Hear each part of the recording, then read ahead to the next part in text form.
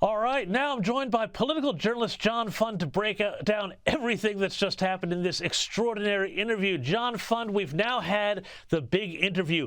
Your reaction to what can only be called an absolute symphony of platitudes? Well, Kamala Harris has graduated from the word salad school of rhetoric to the meaningless tripe school of rhetoric. I've never heard so many empty words recently in any interview from any presidential candidate. The whole thing reminded me of an infomercial, except that in an infomercial, they actually try to sell the product and they actually often succeed. In this case, it was an infomercial that was completely void of content. Now, John, I want to get your reaction to some of the specific bits of this here, like this particular part, which I thought was very telling, when she's asked about Joe Biden's condition, what she knew, and if she regrets defending him. You insisted that President Biden is extraordinarily strong. Given where we are now, do you have any regrets about what you told the American people? No, not at all. Not at all. I have served with President Biden for almost 4 years now, and I'll tell you, it's one of the greatest honors of my career, truly. He cares so deeply. He cares. That's all that we care about. It's all the big caring candidacy. But this leaves a very big question here. I mean, how much did she know about Joe Biden's condition for all of these months and years that he was on the decline? We're never going to know.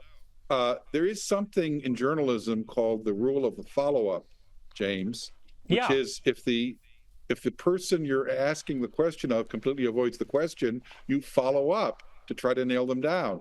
The thing that was missing from this, in addition to tough-hardened questions, was almost no follow-ups. Yeah, and we didn't just also hear from Kamala Harris tonight. We also heard from Tim Walz, who was sort of in this weird position, to use that word weird, as a sort of the emotional support puppy or something like that. I was astounded, though, when we're talking about tough questions, by this answer when he was asked about what he had said about whether or not he served in combat. You said that you carried weapons in war, but you have never deployed actually in a war zone. A campaign official said that you misspoke. Did you? My record speaks for itself, but I think people are coming to get to know me. I speak like they do. I speak candidly. I wear my emotions on my sleeve. That's the problem, John. He just cared too much.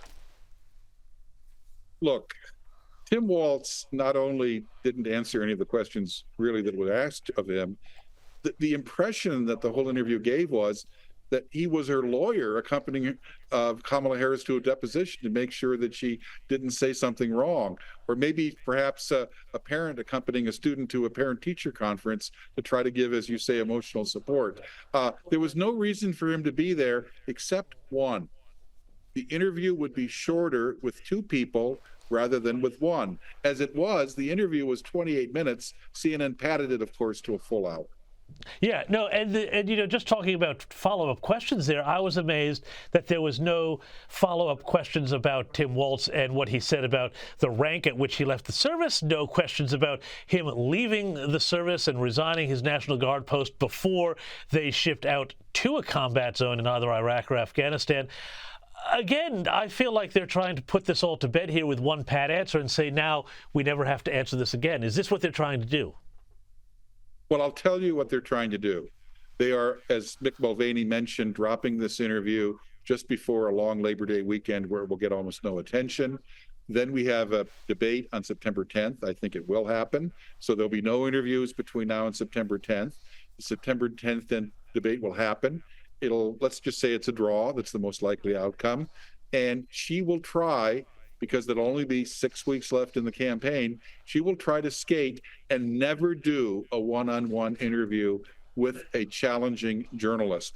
That will be the most amazing lack of transparency and accountability and ability of the American people to evaluate the candidates since Richard Nixon ran the Watergate re-election campaign of 1972, hide the ball and hide the crimes.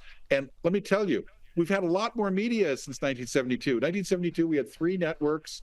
We had 2 national newspapers. Now we have the internet, we have podcasts, we have 5, 6 cable channels, news channels, and she will avoid all of them if she can through the entire campaign.